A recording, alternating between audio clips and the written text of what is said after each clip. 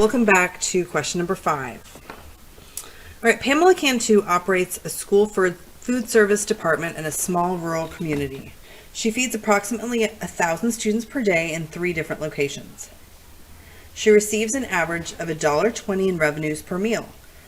Her budget, set at the beginning of the school year by the superintendent, is developed in such a way that a small amount is to be reserved for future equipment purchases and dining room renovation. These funds are available, however, only if Pamela meets her budget. She hopes to use this year's reserve or her profit to buy a $5,000 refrigerated salad bar for the high school. Because it's the midpoint of the school year, help her determine her performance to budget thus far. All right, so let's take a look here. Let's look back at the words and let's try and find some information, okay? So first off, in our first column here, we have our budget, and this is for the full year, okay? And she has where she is actually, and this is only 6 months in. This is June, okay? So if she wants to, she doesn't want to go through the entire year and say like, hey, can I order the salad bar or not? She wants to make adjustments if she needs to, okay? So let's take a look here at our revenue. So we know for our budget, we want to serve 300,000 meals, okay? And if we look up here, it's $1.20 per meal, okay? Oops, I'm in the wrong cell. So we can take our budget and we can multiply that times our $1.20. So our budgeted revenue is $360,000. So let's see where we're at right now. So we have our actual, and we're going to multiply that times $1.20. So we're at $179,000. Okay, so our percent of the budget, let's kind of see where we're at. Okay, our actual, and we're going to divide that by our budget. So at 49%. Okay, so we're at the midpoint in the school year, so we should be at 50. We're pretty close. Okay, let's do the same thing for our actual. Okay, so we're at 49%, same thing. All right, we're going to do the same thing for all of these. Now, again, like I showed you before, we can copy these formulas and we can use them all the way down. Okay, so let's add up our food, our labor, and our other expenses here. Okay, and let's see what our reserve is. We're going to get our reserve by taking our revenue and we're going to subtract our expenses. All right, so let's take a look here. Without even calculating her percentage here, do we think that she's going to be able to buy that salad bar by the end of the school year? And the answer is, if everything that remains the way it is, the answer is no. Okay, because if the second half of her school year mimics the first half, she's actually going to double this. She's going to go further into the hole. Okay, so in order for her to be in a position where she thinks that she might be able to purchase that salad bar, the number here would need to be $2,500, right? But it's not. Okay, so what changes do we feel like she might need to make? Okay, so there's a couple things that she could do. Okay, we look here at our meals served and our revenue, and that needs to be at 50%, and it's not. Okay, so there's some things that she might be able to increase her meals served. Now, it is, as a school, I don't know what that is with marketing and whatnot. Maybe offering the kids, like, you know, pizza Fridays or fun Fridays or things like that, where they're more enticed to always eat lunch on Friday rather than bring their own. I don't know. Her food expenses are about 50%, so she's doing great there. Her labor expenses and her other expenses are a little bit high. Okay, so our labor expenses, she can look at her scheduling and make sure that she's maximizing her people and that they're all working efficiently. Maybe people are scheduled when they don't need to be and they could be moved to different areas, or maybe some people are working overtime and she can split up those positions so she's not paying overtime. And then her other expenses, you know, that would be like her plateware, maybe her utility expenses. You know, a lot of times with, let's say, plates, silverware, things like this, especially in a school, those things get thrown away. So things like sorting the trash and pulling those things out so she doesn't have to order more might be some things that she could do to get back on track with her percentages, okay? But as of right now, she's not in a position where she could expect to purchase that. But again, we've got 6 months left.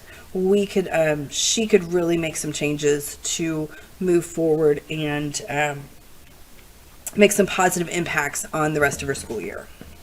But if she didn't look at it in June, how would she know, right? If she didn't take a look at this, she kept going along the way she was. By the end of the school year, she would take a look and she'd be negative almost $1,000. So it's good to take a look at this and see what adjustments she can make. All right, let's move on to question number 6. All right, in this one, Sam operates a dining room reserved for doctors in a large hospital in the Northeast. Sam's boss has given Sam a target of 33% food cost, but has indicated that the target might be adjusted. Currently, the doctor's meals sell for $15. Sam knows he currently can spend $4.95 for the food required to produce each meal. Let's fill out the chart below to help Sam find out how much he will be able to spend on the meals at various food cost target percentages if his boss adjusts his target. All right, so in order for us to calculate the amount that he can spend on the food, if we're running a 20% food cost, that means 20% of the $15 is used towards the food to produce that meal. Okay, so we can take our selling price and multiply it by the food cost percentage, and we have $3 here. So again, we take that meal selling price and we multiply it times the food cost percentage. So we'll take that formula and we can take a look here. So right now he can spend $4.95 on the food required. Okay, so he is currently running a 33% food cost. Okay, so if his boss comes up to him, let's say his boss comes up to him and says, we need to run a 20% food cost, okay? Currently, he's spending $4.95 for something that sells for $15, okay? So, you know, this could be like a hamburger patty, like a half-pound burger, you know, like veggies, sides, things like that. If we drop to 20%, then he's got to decrease how much he's spending on that food, you know, so that burger turns into like a small, you know, off-brand hot dog with frozen buns and maybe like a bag of chips, okay? So that could really decrease his sales significantly because you have a doctor who's spending $15. Let's say that doctor's spending $15 and always getting the $4.95 food. If all of a sudden the value of what he's purchasing goes down, he's probably more inclined to go somewhere else, probably more inclined to bring his own lunch, things like that. So even though we would drop our food cost to 20%, you can see a significant decrease in sales because there's no more value for them. So they're going to go somewhere else. Now, if we increase it to 40%, like the opposite might happen, right? You might have a doctor that suddenly realizes that they can get so much more for their money, and so there's much more value there for them. So you might see an increase in sales. Even though that food cost is increased, your volume will increase as well, therefore adding more to your bottom line, okay? So those are some things that could happen if we change our target food cost. All right, question number 7. Don Juan is the food and beverage director for a mid-sized hotel in a beach destination area. The general manager of the hotel has given Dawn a target of 10% profit for the year.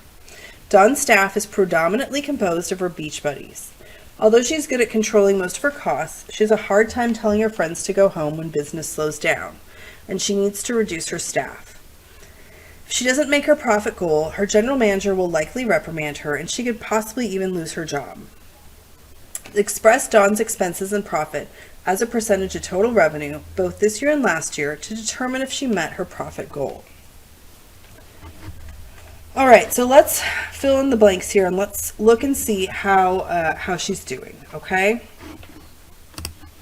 So let's take a look at, let's start in just this column here, okay? Our other expenses, we don't have a number here. We have a food and beverage expense, we have a labor expense, we don't have an other expense, okay? So we can take a look at the problem that we did before. We're gonna take our revenue, and we know we're running it at 15%, so we can calculate our other expenses there, okay? Now let's calculate our total expenses, and for that we're going to add up our food, labor, and other expenses, and we're going to get our profit by taking our revenue and subtract our total expenses. All right, so let's take a look here at our revenue percentage. And we know our revenue percentage is always 100. But again, we can make that an absolute cell. We're going to lock in the B column. We're going to lock in the 10 row. And we can use this formula for this whole row. Okay. Then okay, so we look and we see we've got food and beverage percent of 32%, labor expenses 45%. She's running 8% profit this year, okay? We already take a look and her goal is 10%, okay? But let's take a look at last year, all right? We are gonna back this up again. We're gonna take our revenue and we are going to multiply it by the 35%. Now in this case, since we know all of our percentages, we'll make our revenue our absolute cell. So we're going to lock in the D column and the 10 row. Okay. And we're going to use all right. So we look here and we see, okay, how is she doing in controlling her expenses? Okay. There's an issue here. Oh, on this one, I did do this one wrong. Okay. This one, we're going to take our food, beverage, and other expenses and add them up. Right. All right, so was she effective in controlling her expenses? Okay, so we look here, we see her profit is still 8%, okay? But she did have significantly more revenue. If you remember from the previous problems, we talked about how revenue kind of helps us make our numbers kind of look better, okay? So she's seen an increase of about $350,000 in sales, but her profit percentage hasn't gone up much. Her dollar amount has, but her percentage hasn't, okay? So she's kind of leaving money on the table. If we look here in food and beverage expenses, she's done pretty well, okay? And her revenue should have helped fix that, right? She was at 35%, she dropped to 32. Same with her other expenses. But then if you look here at her labor expenses, she was at 40%, and she's up to 45% this year, okay? So if she was arguing with her boss about why this was, if she could argue things like, I have an increase in customer satisfaction, look at my comment card numbers, I've got some metrics to see that we have more repeat guests because the service is that much better. If she has an argument like that, if she can kind of back up her labor numbers, then I think she's in a good position because she has dropped her food and beverage, but her labor expenses is significantly higher. Now, I think if I was her boss, I'd probably come back at her and say, you know, let's see if we can offer the same service for maybe a 42% labor expense. Now, if she simply just has a problem sending her friends home, that could be an issue. But I will tell you that the best way to manage labor on the front end is to get the schedule right to begin with. Okay, so forecast your sales, know what business is going to come in, and schedule people for the right times. Okay, no one wants to be scheduled for 8 hours and gets sent home after 5. Schedule them 5 to begin with so they can make plans and they can plan their budget and their life accordingly. So I think you could look into this 2 different ways. I will tell you it is hard to manage your friends. But it's not impossible. Okay, so if she gets her schedule right on the front end, then it's really not an issue with sending people home, because you go up to someone and say, okay, at 7:45, you're scheduled at 8. Please do your cleanup so you can be out of here on time. And there's no real arguments there.